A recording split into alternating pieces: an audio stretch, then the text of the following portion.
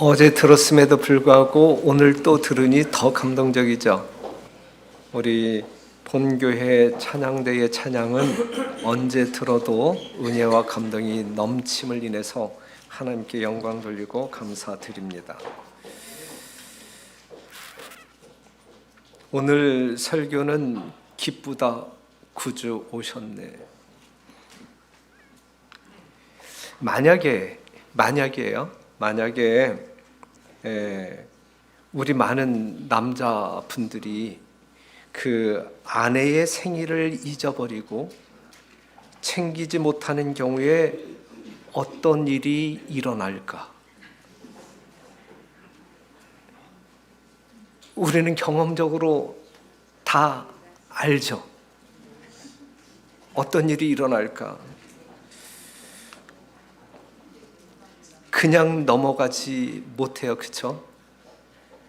그러면서 이제 뭔가 다 정리되어진 이후에 그래도 너그럽게 아내가 한마디 한다고 하면 나니까 그냥 넘어가지, 남 같으면 그냥 못 넘어가지, 이제 이렇게 이야기하죠. 여러분, 생일을 기억하는 것은 중요합니까? 생일을 기억하는 것은 성경적입니까? 하나님은 여러분들로 하여금 생일을 기억하고 살라고 말씀하십니까?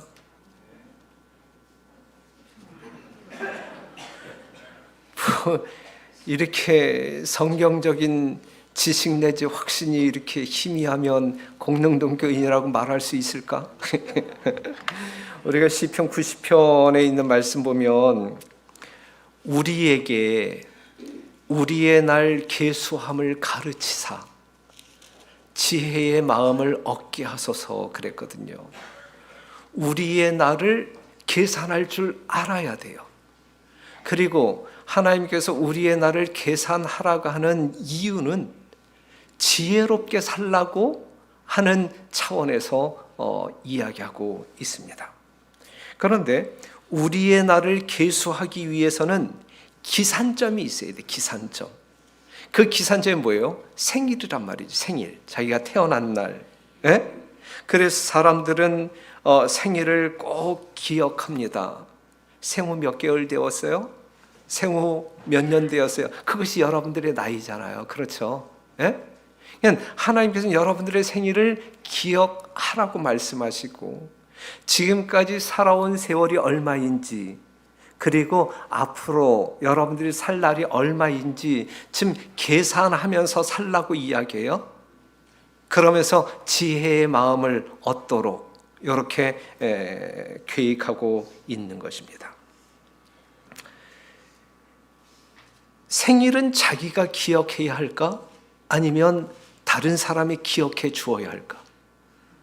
우리 집사람의 생일을 자기가 기억해야 할까? 아니면 내가 챙겨 주어야 할까? 예? 예. 생일은 자기가 기억하고 다른 사람은 축복해 주면 돼. 그렇죠? 그래서 생일을 기억하지 못해 주었다고 삐질 이유가 없어. 내일은 내 생일이니까 알아서 해. 그러면 알아서 축복해 주면 되는 거야. 그렇죠? 예?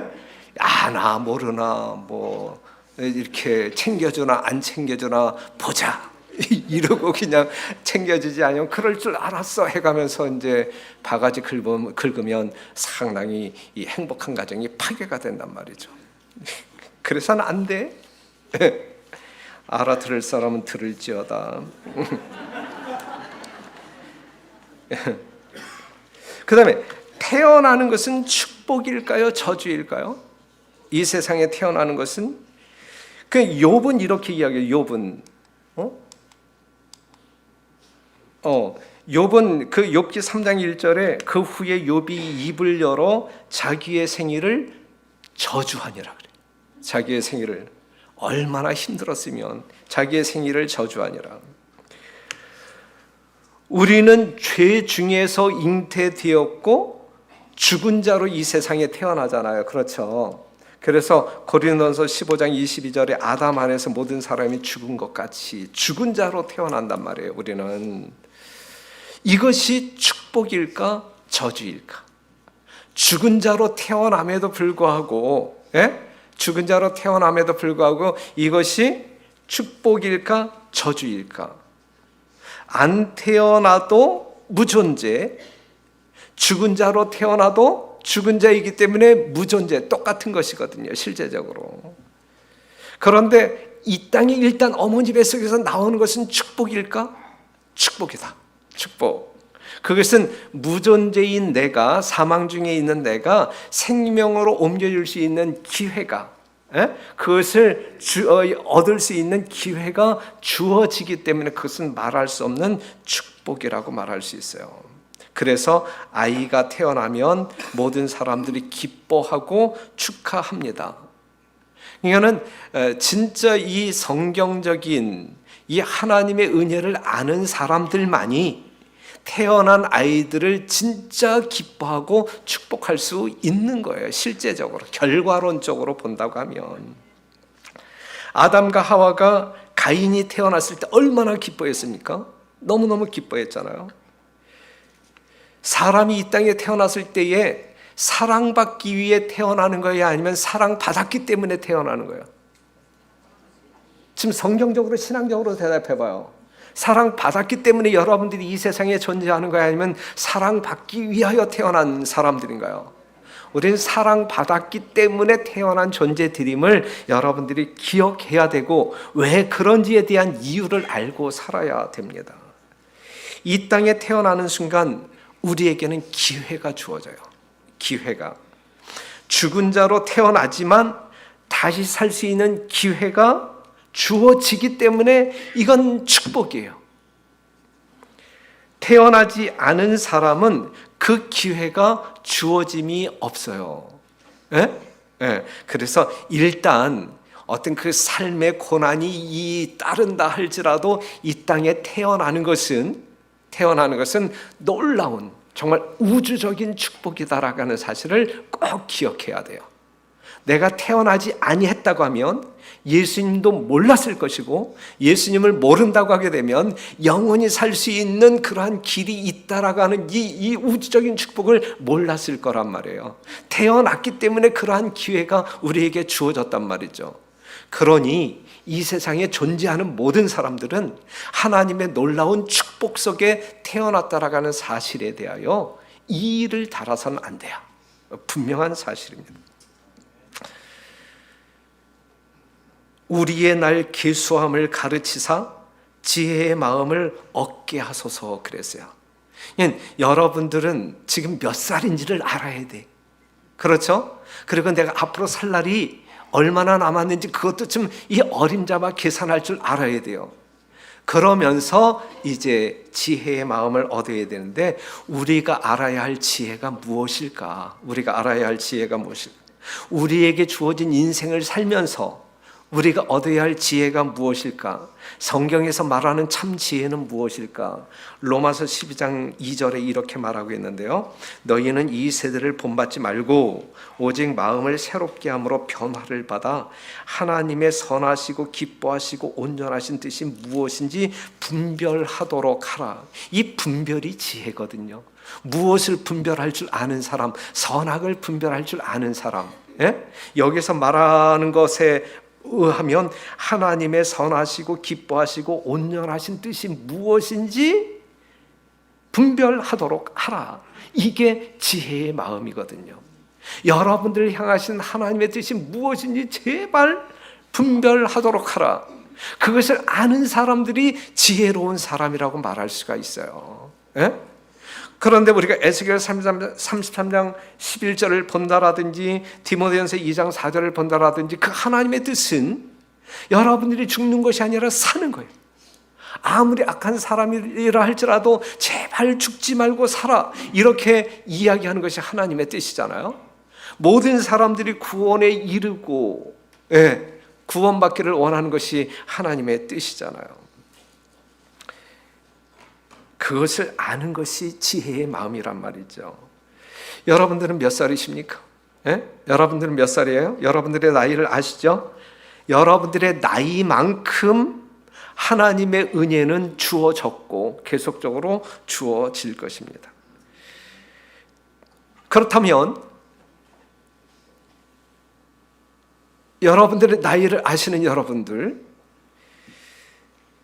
그 지혜의 마음을 얻었느냐 이거예요. 그 지혜의 마음을 얻었느냐, 생명의 길을 찾았느냐 이거예요. 생명을 주시는 하나님을 만났느냐 이거예요. 만약에 만나지 못했다고 하게 되면 우리는 아직 지혜에 이르지 못한 그러한 사람들이다 라고 말할 수가 있어요. 그 화이 선지자가 자기의 아들 생일을 맞이하여 이러한 편지를 보냈는데,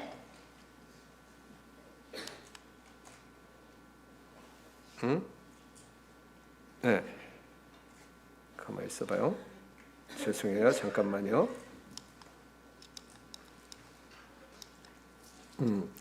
여기 있는 말씀을 보게 되면 그 화이 선지자가 이제 자기 아들에게 보내는 편지인데 한번 잘 들어봐요.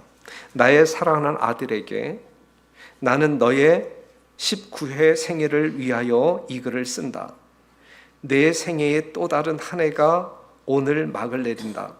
너는 지난 한 해를 어떻게 돌아보겠느냐? 너는 거룩한 생애에 있어서 진보하였느냐? 너의 영성은 증가하였느냐? 너는 자아를 그 정과 욕심과 함께 십자가에 못 박았느냐? 하나님의 말씀을 연구하는데 흥미가 증가되었느냐? 너는 너 자신의 느낌과 자행자지함에 대한 결정적 승리를 거두었느냐? 오, 이제는 영원 속으로 사라져 다시는 돌아올 수 없는 지난 한 해의 너희 생애의 기록은 어떠한 것이었느냐? 이렇게 이제 묻는 편지를 보내세요.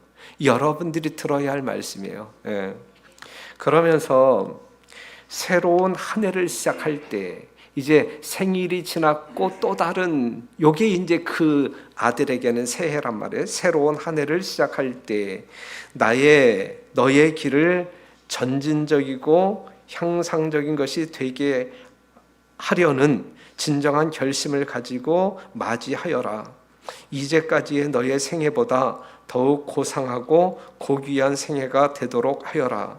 너 자신의 유익과 쾌락을 추구하지 말고 너의 구속주의 사업을 발전시키는 것을 너의 목표로 삼아라 그랬거든요.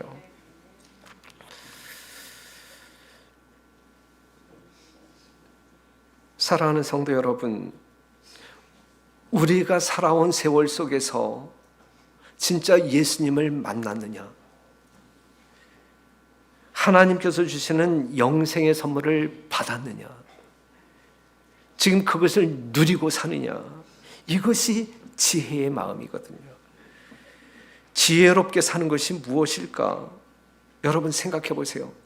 정말 여러분들의 인생을 지혜롭게 사는 것이 무엇일까? 그냥 아주 간단하게 생각한다고 하면 잘 죽는 것이 잘 사는 것이다. 이렇게 정리할 수 있어요.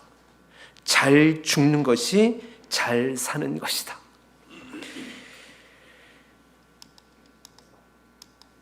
히브리서 9장 27절에 있는 말씀 보면 한 번 죽는 것은 사람에게 정하신 것이요 그랬어요. 한 번 죽는 것은 사람에게 정하신 것이요.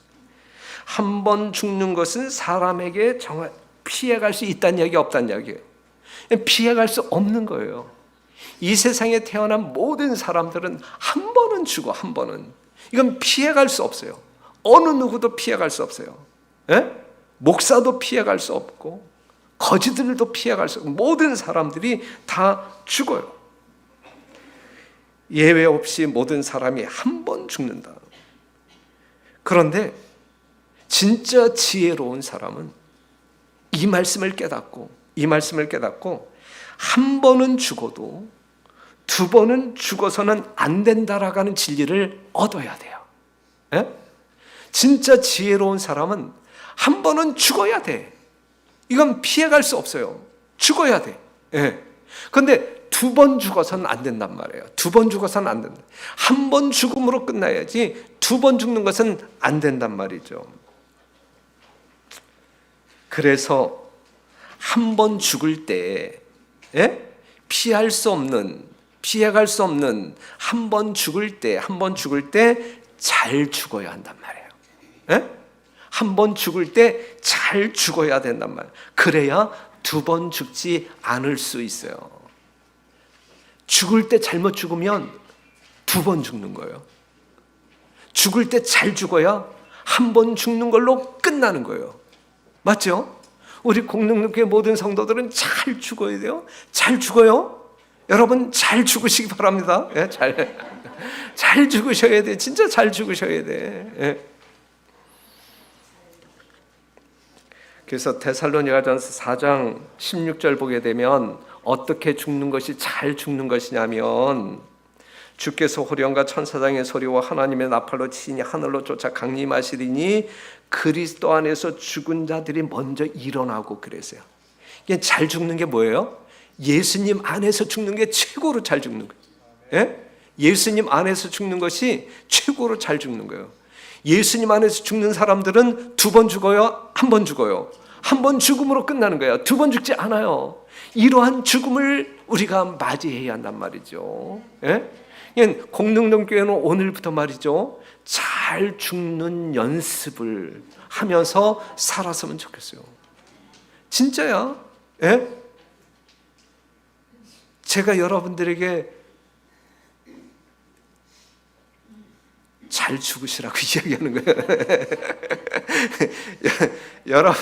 여러분들에게 그냥 잘 죽으시라고 말씀드리는 거예요.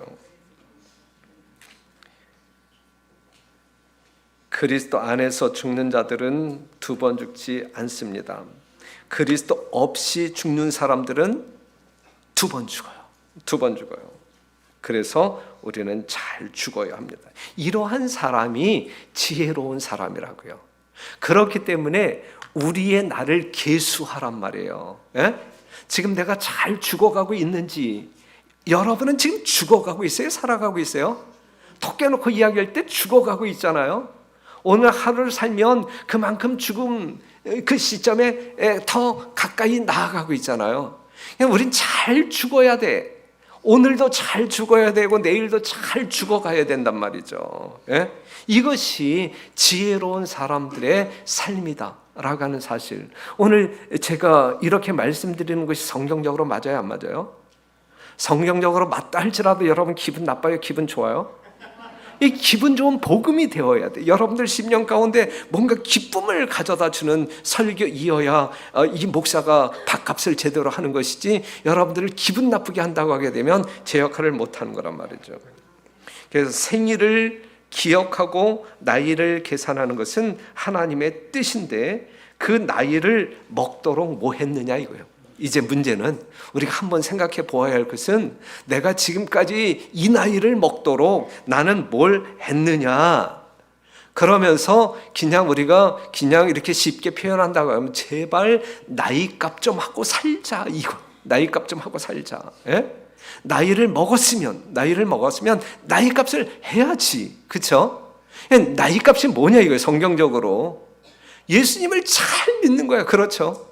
예수님을 잘 믿을수록 나이값을 하고 사는 사람들이란 말이고, 죽음을 잘 준비하는 사람들이다 라고 말할 수가 있어요. 북한의 최고 명절이 어떤 명절이에요? 크리스마스예요? 아니면 설날이에요? 예? 예, 4월 15일 태양절, 김일성 생일. 오늘날 많은 불교인들이 부처님 생일을 기억하고 기념해요. 요즘은 많은 사람들이 애완동물을 위해서도 생일 파티를 해준답니다. 여러분들 중에 그렇게 하시는 분 있어요? 제발 짐승처럼 살지 마세요. 그냥 이 동물을 사랑한다 할지라도 제발 좀 이렇게 좀 한계를 넘지 않고 살았으면 좋겠어요. 예. 사람들이 말하는 예수님의 생일이 이틀 남았어요. 그렇죠. 오늘이 23일이니까 이틀 남았어요. 본래 로마에서는 하루해가 가장 짧았다가 길어지기 시작하는 12월 25일이 무슨 날이냐면 태양의 탄생일이에요. 로마 사람들에게, 로마 사람들에게 12월 25일, 내일 모레, 오늘날 모든 사람들이 성탄절로 여기는 12월 25일이 원래 로마에서는 태양의 생일이에요. 태양의 탄생일. 이 날을 축제일로 삼아 농업을 주관하는 세터네일리어라고 하는 신을 숭배했어요. 이것이 로마 천주교회가 받아서 그냥 예수님이 탄생한 날로 둔갑되어진 날이 오늘날 성탄절이고, 부활절도 같은 맥락에서 이해하면 정확한 이해라고 볼 수가 있습니다. 우리 재림교회는 이 날을 기념하지 않아요. 12월 25일 예수님 탄생하는 날, 야, 우리 생일 파티하자, 예수님을 위해 생일, 이렇게 기념하지 않아요. 어찌하여 애완동물 생일도 챙겨주는 시대에 우리의 구주이신 예수님의 생일을 지나치느냐. 어찌하여 주님은 우리의 생일을 꼭 기억하라고 하면서 정작 자신의 생일은 챙기지 않으시느냐. 궁금하지 않아요? 네. 왜 예수님의 생일이 성경에 기록도 안 됐고, 나의 생일을 기념하라고 하는 그런 메시지도 없고, 왜 그렇게 하셨을 것 같아요? 그렇게 하신 이유가 어디에 있나요? 네? 왜냐하면 예수님은 시작점이 없기 때문에 그래요. 우리는 시작점이 있어요. 그것이 생일이야. 그렇죠? 하지만 하나님의 본체이신 예수님은 시작점이 없단 말이에요. 그래서 요한계시록 22장 13절에 있는 말씀을 보게 되면, 나는 알파와 오메가요, 처음과 나중이요, 시작과 끝이라 그랬어요. 이러한 하나님에게 무슨 시작점이 있냐고요? 무슨 생일이 있냐고요? 그러면 신이 아니지. 우리와 같은 피조물이죠. 그렇죠? 예. 요한계시록 1장 8절도 마찬가지죠. 알파와 오메가, 이제도 있고 전에도 있었고 장차 올 자여 전능한 자라. 요한계시록 21장 6절에도 같은 말씀이 있는 것이거든요. 알파와 오메가이신 예수님이 이 땅에 오셨어요. 네. 물론 인간의 모습으로 오셨고, 이 마리아의 어떤 그 자궁 속에서 나오는 그러한 탄생, 그 시점이 있었지만, 실제적으로 우리가 경배하는 예수님은 우리와 똑같은 피조물이 아니란 말이에요. 그렇기 때문에 그분이 태어난 그날을 우리가 집중하여 이렇게, 그거는 우리 하나님을 인간화시키는, 피조물화시키는 그러한 행동이겠죠. 예. 그렇기 때문에 우리가 이 예수님의 이 탄생일이라고 우리는 이렇게 뭐 특별한 예배 행위를 하지 않는다는 말씀입니다. 하지만 오늘 이 시간에 이제 많은 사람들이 성탄절이라고 이야기하는 이 즈음에 우리는 한번 예수님이 이 땅에 왜 인간의 모습으로 오셨을까? 왜 이 세상에 오셨을까?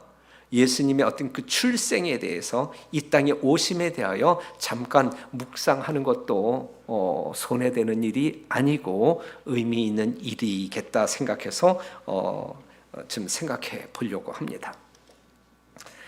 자, 예수님의 출생을 우리가 잠깐 생각해 본다고 하면 빌립보서 2장 6절에 있는 말씀, 그는 근본 하나님의 본체, 하나님과 동일하신 분, 하나님과 동등됨을 취할 것으로 여기지 아니하시고 오히려 자기를 비어 종의 형체를 가져 사람들과 같이 되었고 사람의 모양으로 나타나셨음에 자기를 낮추시고 죽기까지 복종하셨으니 곧 십자가의 죽으심이라 그랬어요.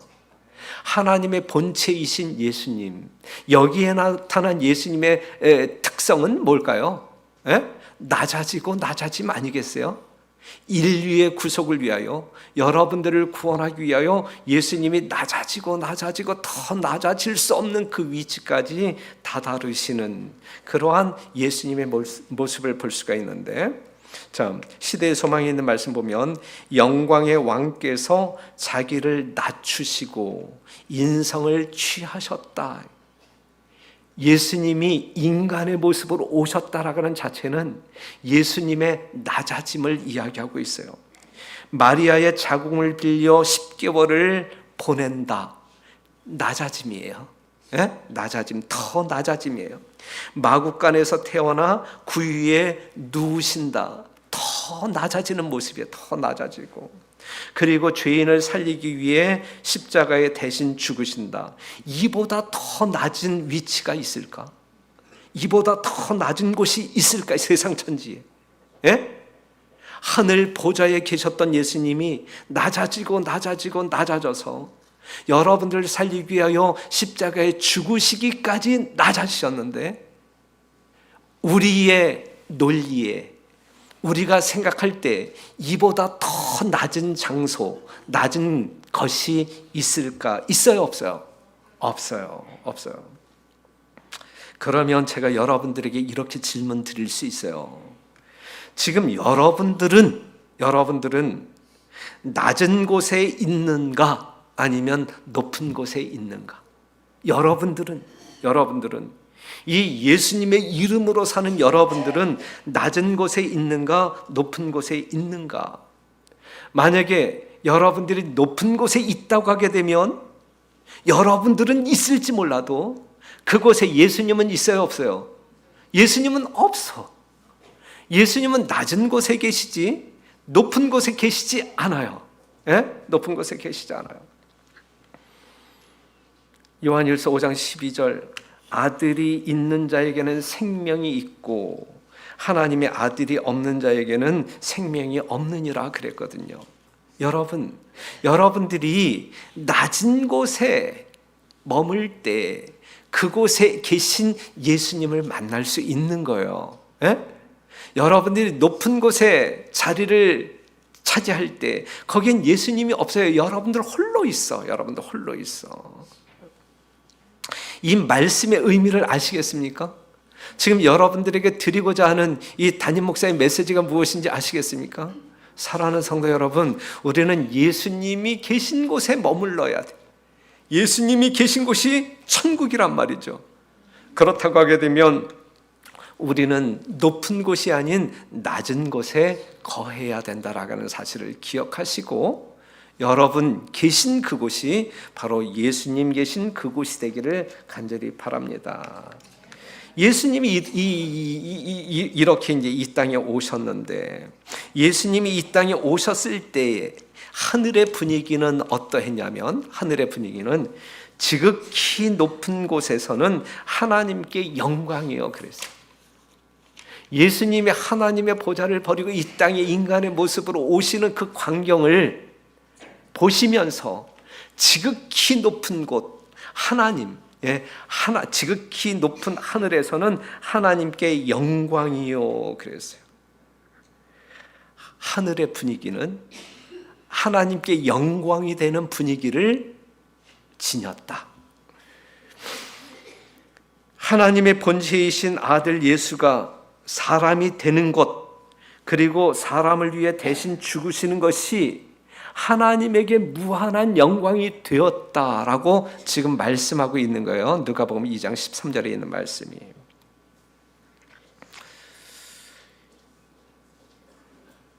이것이 어떻게 하나님께 영광이 될까? 만약에 예수님이 이 땅에 오셔서 십자가에 죽으셨음에도 불구하고 예수님 때문에, 예수님을 믿음으로 말미암아 구원에 이른 영혼이 한 사람도 없다고 할 때에 그것이 하나님께 영광이 될까? 그건 하나님께 영광이 안 되는 거예요.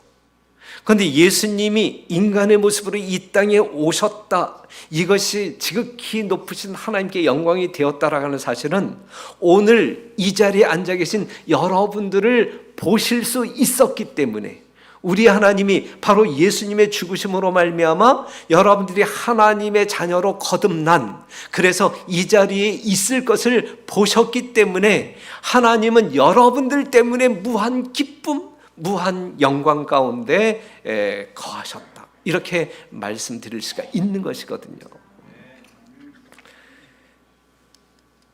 육신의 아버지는 자기의 아들을 그리워하는 마음을 갖는다.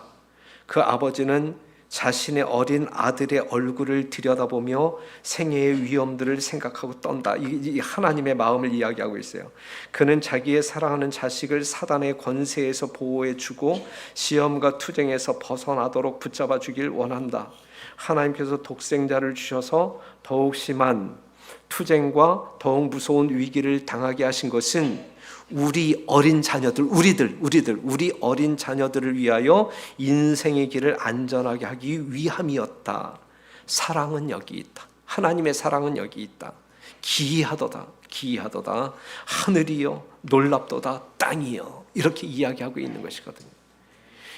예수 그리스도가 인류, 바로 여러분들을 구속하시기 위하여 하늘 보좌를 버리고 인간의 모습으로 이 땅에 내려오시는 그것이 정말 하나님의 기이한 사랑을 말해주고 있는 것이고, 그 기이한 하나님의 사랑 때문에 감동하여 이 자리에 하나님의 자녀들로 있는 것 자체가 하나님께는 무한 영광이다. 무한 영광. 심히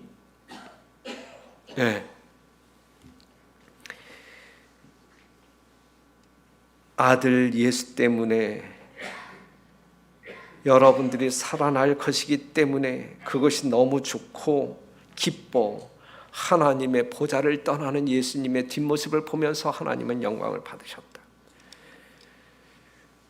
사람들은 이 사실을 알지 못하였으나 이 소식은 하늘을 기쁨으로 채웠다. 사람들은 이 사실을 알지 못하였으나, 아직 모르죠. 그런데 이 소식은 하늘을 기쁨으로 채웠다. 그러니까 예수님이 이 땅에 이제 출생하실 때에 하늘의 분위기를 지금 말하고 있는 거예요. 무한 기쁨이야. 그렇죠? 하나님께서도 기뻐하시고 모든 천사들도 기뻐하시고, 바로 뭐 때문에? 예수님의 희생으로 말미암아 여러분들 때문에. 천사들은 영광스러운 구원의 경륜을 보고 기이 여겼다. 저 사람 하나 살리기 위하여, 저러한 죄인 하나 살리기 위하여 하나님이신 예수가 정말 치욕적인 인간의 모습으로 이 땅에 오셔서 죽으시는 이 구속의 놀라운 경륜을 이 천사들이 이해를 하면서, 야, 이 기이하다. 이것이 예수님 출생할 때의 하늘의 분위기였습니다. 온 하늘이 기뻐하고 지극히 높으신 하나님께서는 영광이 되는, 하늘이 이렇게 기뻐할 때, 기쁨으로 가득 채워졌을 때 이 땅의 분위기는 어땠을까? 이 땅의 분위기, 하늘은 온통 축제의 분위기, 기쁨에 충만한 그러한 분위기 가운데 놓여 있었을 때에 이 땅, 우리가 살고 있는 이 땅의 분위기는 어떠했어요? 천사들이 무진장 궁금한 거예요. 이 놀라운 기이한 이 구속의 경륜을 그들은 기이함으로 바라보았잖아요. 야, 이러한 사실을, 이 위대한 진리를, 이 기이한 진리를 정말 이 땅에 살고 있는 죄인들이 안다고 하면, 지금 그 구속을 이루기 위하여, 완성하기 위하여 예수님이 인간의 모습으로 이 땅에 내려간다고 하게 되면, 이 소식이 알려질 때 이 지구는 어떨까? 어떠한 분위기일까? 이게 무진장 궁금했어요.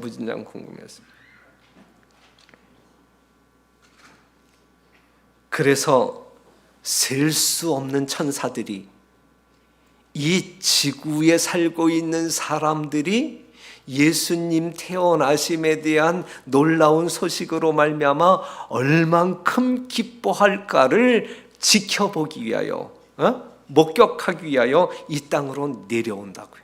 천사들은 내려왔다고요. 어느 나라로 갔을까? 그 천사들이 당연히 예언의 빛이었던 하나님의 택하신 유대 땅으로 갔겠죠. 그들은 예언을 통해 구속의 진리를 다 아는 사람들이었기 때문에 더욱이 침례 요한의 탄생으로 구속주의 오심이 심히 임박했다라고 하는 사실을 이미 시그널로 보여주었기 때문에 이 백성들은 준비하고 있을 것이다. 그래서 예수님이 그들 앞에 등장한다고 하게 되면 말할 수 없는 기쁨으로 주체를 못할 것이다. 이러한 기대감을 가지고 유대 땅으로 내려갔단 말이죠. 그러나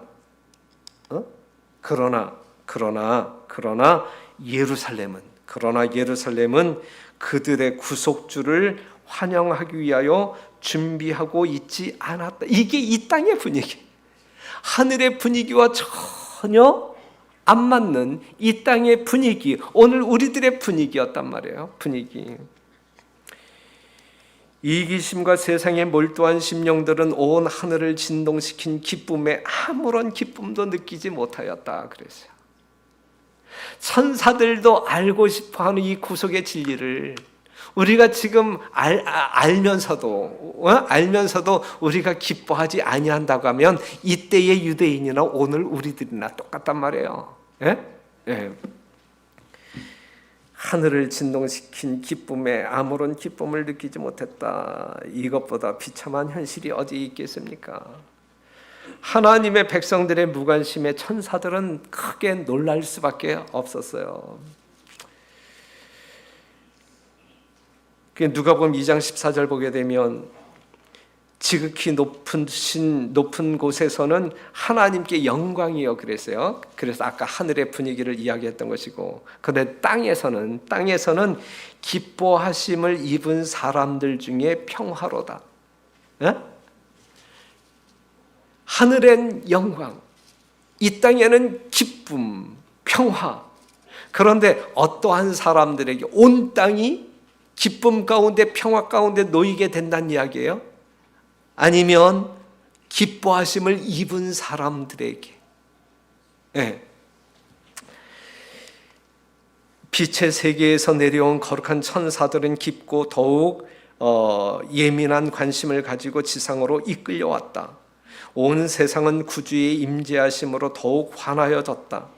베들레헴의 언덕 위에는 상당히 많은 셀 수 없는 천사의 무리가 모였다. 그들은 이 기쁜 소식을 세상에 선포하라는 신호를 기다리고 있었다.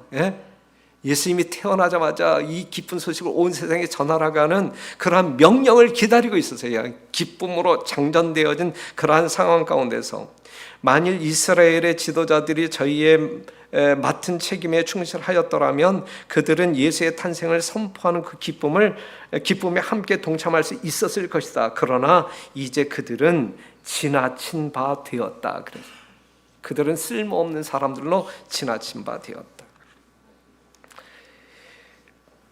보이지 않는 자를 보고자 갈망하고 있었던 사람은 극소수였다. 극소수였다.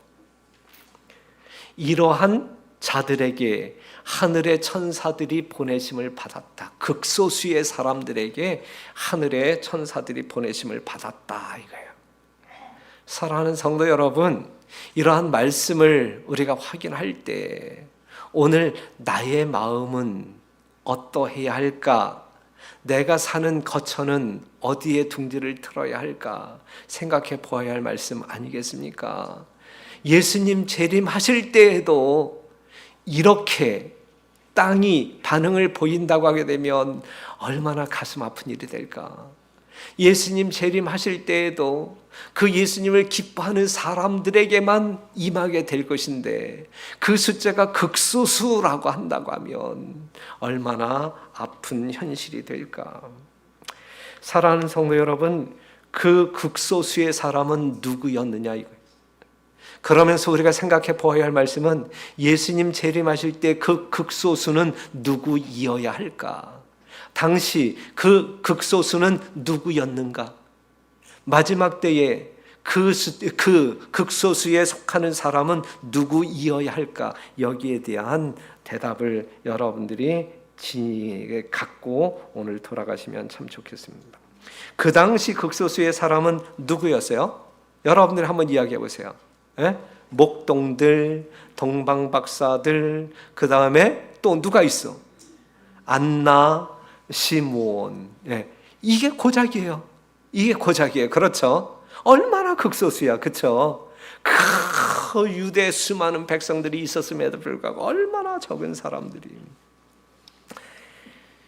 목동들이 이렇게 이야기해요. 천사가 이르되 무서워 말라. 보라, 내가 온 백성에게 미칠 큰 기쁨의 좋은 소식을 너희에게 전하노라.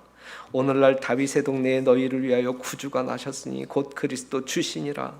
너희가 가서 강보에 쌓여 구유에 누인 아기를 보리니 이것이 너희에게 표적이니라.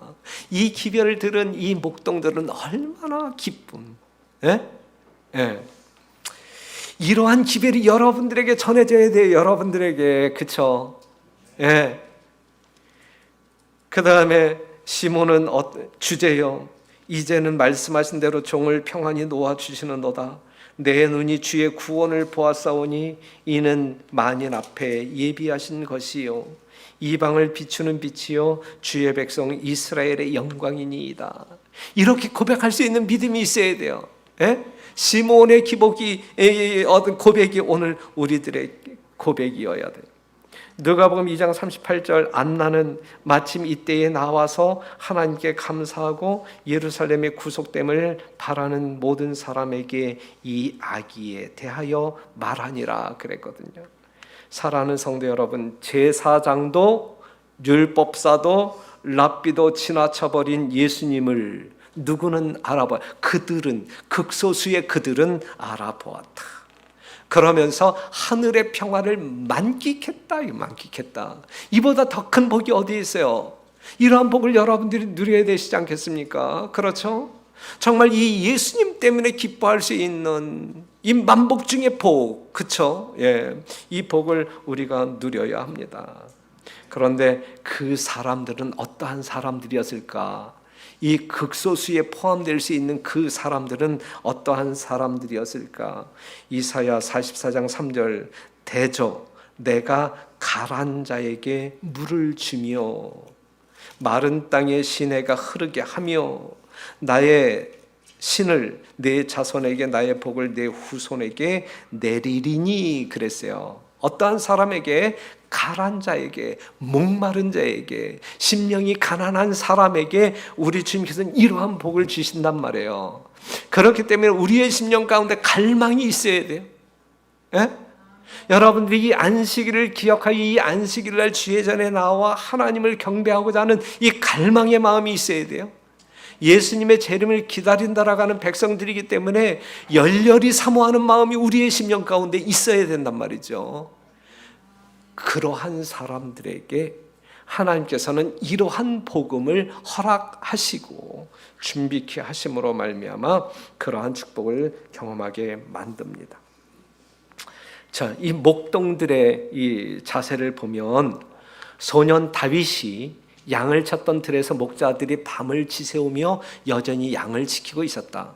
그들은 고요한 시간에 약속된 구주에 대하여 서로 이야기하며 다윗의 보좌에 즉위하실 왕께서 오시기를 기도하였다. 이러한 마음으로 그들은 그 조용한 그들에게 주어진 자유시간을 보냈단 말이에요. 그 시간에 TV 보지 않았어요?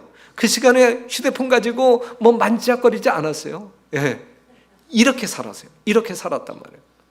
오늘 여러분들에게 주어진 모든 시간, 때를 아껴야 할 그 시간, 그렇죠? 우리가 낭비해서는 안 될 그 시간에 이 목자들과 같은 마음과 모습으로 산다고 하게 되면 우리 주님 오실 때에 분명히 여러분들은 여러분들의 눈으로 예수님의 영광스러운 재림을 목격하게 될 것입니다. 시몬은 어떤 사람이었어요? 이 사람은 의롭고 경건하여 이스라엘의 위로를 기다리는 자라. 이스라엘의 위로, 바로 예수님의 오심을 갈망했던 사람, 정말 그가 구원에 이르기를 심히 갈망했던 사람임을 말해주고 있어요. 안나는 이러한 사람이었어요. 이 사람이 성전을 떠나지 아니하고 주야로 금식하며 기도함으로 섬기더니 그랬거든요. 예? 성전을 떠나지 아니하고 얼마나 열정적인 성도의 삶을 살아서요. 주야로 금식하며 기도함으로 예수님의 탄생을 고대하며 그날이 속히 이르러 오기를 갈망했던 사람이었단 말씀입니다. 오직 하늘의 진리의 아름다움만이 그를 따르고자 하는 자들을 이끌어야 하였다 그랬어요. 여러분들을 이끌어야 하는 그러한 동기는 무엇이어야 되냐면 하늘의 진리의 아름다움, 하늘의 진리의 아름다움. 여러분들이 하나님의 거룩한 말씀을 연구함으로 말미암아 여러분들 심령을 정말 샘솟게, 생명으로 샘솟게 만들고 기쁨으로 충만케 할 그러한 진리의 말씀에 이끌리는 삶을 살게 될 때에 이 마지막 시대에 적은 무리가 될 것이라고요. 예? 분명히 이 마지막 시대에도 적은 무리들만이 구원받을 수 있을 거예요. 그렇죠? 성경 예언이야. 그렇죠? 예. 그것이 지금 우리가 이야기할 땐 극소수의 사람이었어요. 예수님 초림 때에는. 예? 이러한 사람들이 그러한 무리에 속하게 됩니다. 메시아의 품성은 오래전부터 예언되어 왔던 바, 그는 사람들이 하나님의 말씀의 증언에 기초해서 당신을 받아들이기를 원하셨다 그랬어요. 제발 성도 여러분, 감정에 이끌리지 마시고 하나님의 거룩한 말씀을 이해함으로 말미암아 여러분들의 건전한 이성 위에 여러분들의 신앙이 놓여지게 되기를 간절히 바라요. 이것이 반석 위에 여러분들의 신앙의 집을 세우는 거예요. 이러한 사람들이 기후 변화에 아랑곳하지 아니하고 안식일을 성수할 수 있는 사람이고, 이 추운 날에도 여러분들의 몸이 이 교회 공간 안에 놓여질 수 있는 사람들이란 말씀이죠. 네. 시간이 되었으므로 사랑하는 성도 여러분, 이제 실제적으로 이제 내일 모레면 뭐 크리스마스, 온 세상 사람들이 아주 떠들썩하게 이제 이 예수님의 생일 파티를 해 드리는 날인데, 여러분들이 실제적으로 생각해 봐요. 예? 이게 예수님의 생일 파티인가? 아니면 사단의 생일 파티인가? 예? 이 정황들을 보면서, 상황들을 보면서. 그러니 진리를 쫓는 여러분 되시기를 간절히 바라요. 예? 정말 이 세상 물결 따라, 흐름 따라 그냥 방랑객 되지 말게 되시기를 바라고, 정말 우리는 하나님께서 지정하신 그 생명의 길을 더듬어 나아가는, 비록 정말 고될지라도 힘들지라도 시련이 따를지라도 정말 그 길 따라가는 나그네, 그리하여 본향, 정말 예수님이 계신 그 본향에 다다를 수 있는 여러분과 제가 되기를 간절히 바라면서 말씀 마치겠습니다.